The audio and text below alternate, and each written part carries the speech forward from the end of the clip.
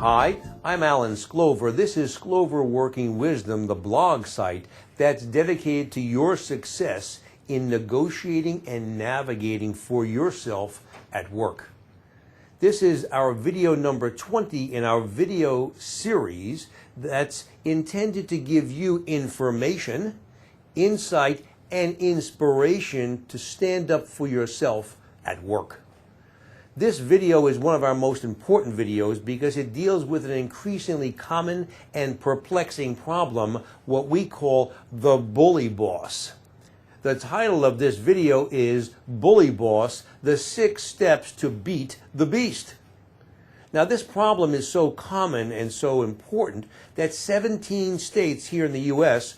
are now considering legislation to make bully bosses pay as a violation of law. Now, there have been no states yet who have passed those laws, so at this time the law itself is not very protective of employees. That's okay. You can help yourself nonetheless with what we call self-help, and that's truly the purpose of this blog site. I will present to you right now 6 steps that you can take to beat the beast, so to speak, of a bully boss. First, acknowledge that you have a problem at work. It is a problem, and it is only a problem. It is something that you can overcome.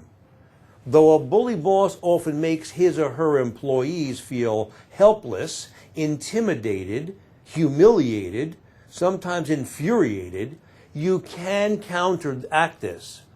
In my 30 years as an employment attorney helping individuals, we have been successful many times in using these 6 steps to beat a bully boss. So acknowledge you have a problem, but acknowledge to yourself that it is only a problem, and it is a problem that can be overcome. The second step is the following. Do not engage in the bully boss's antics. Do not get involved in screaming matches, arguments, discussions that you know and the bully boss knows is only a trap for you. Many bully bosses, male and female, do bully bossing as almost a taunt. They do it because they want you to get involved in a game that only they can win. So step number 2 is do not engage in a battle with the bully boss. Farmers have a saying, you don't wrestle with a pig because the pig loves to get muddy. You don't argue with a bully boss over his or her bully bossing. Step 3, gather a record. Now, what do I mean by a record? Gather, when you're home with a piece of paper and a pen, not at the office, but make a list of facts, events, witnesses, documents that can very graphically illustrate the bullying that you are experiencing.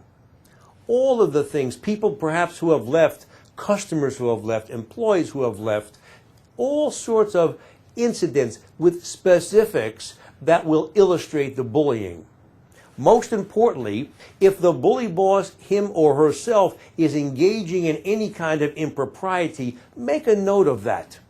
Cheating on time sheets, perhaps petty cash expenses, perhaps giving people performance improvement plans which are really not honest. Make a list of those also. That's what we call gathering the record. Step number 4, review your employee handbook at work and your corporate policies.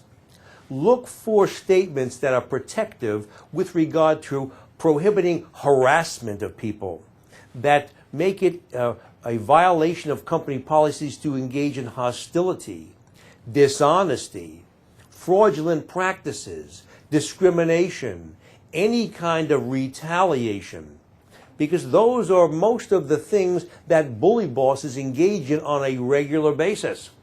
So review your employee handbook, review your employee conduct manual or policy manual, and look for things that the bully boss has violated.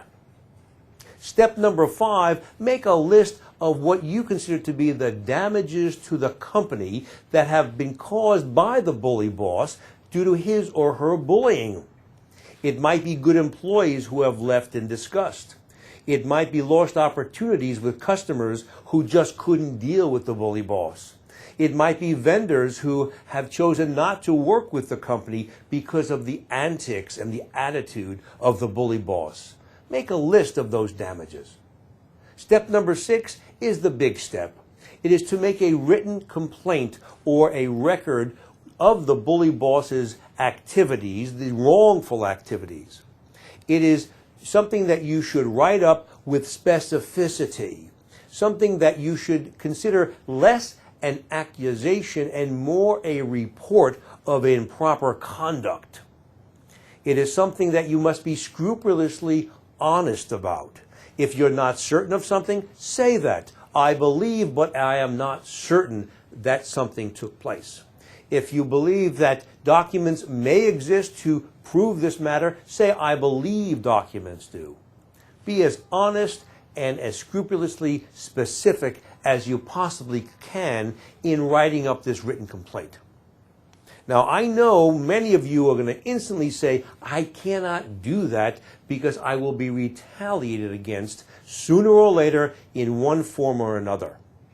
It's for this reason that we usually suggest that your first complaint be anonymous, that it not include your name or anything in the complaint that would identify you.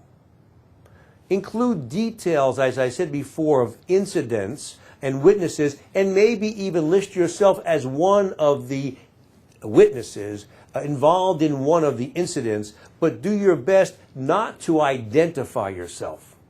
It should be in writing, it should be typewritten or word processed, it should be delivered to by first-class mail from a mailbox near your workplace, not near your home, delivered to the CEO, the board of directors, and even, and I usually suggest this, the local district attorney, because some of the things that your bully boss may do may in fact rise to the level of being a crime.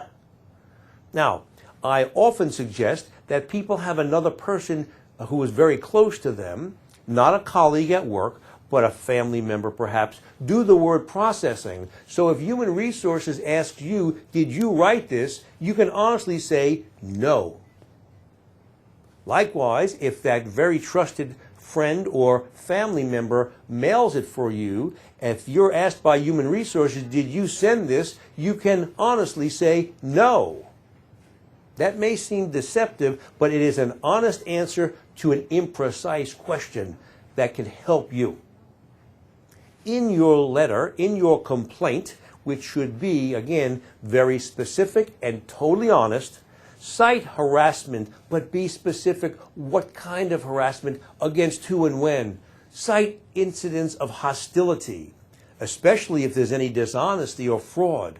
If, most importantly, if anyone has ever been touched or by this person in an unfriendly way or in an unwelcome way, or if the bully boss has ever thrown anything or threatened an employee, put it down there. That itself may be a crime. Perhaps most importantly, also put in if this person has engaged in retaliation and mention that the reason I'm sending this letter is because I fear retaliation. Ask for an investigation of this and ask that if he or she, the bully boss, has been found to do something wrong, that they be appropriately disciplined, warned, and if necessary, even terminated. Bully boss is an increasingly common problem, an increasingly perplexing problem, and more people, and even legislators, are recognizing it for how corrosive it is. Don't fall prey to it. It can be overcome with these 6 steps.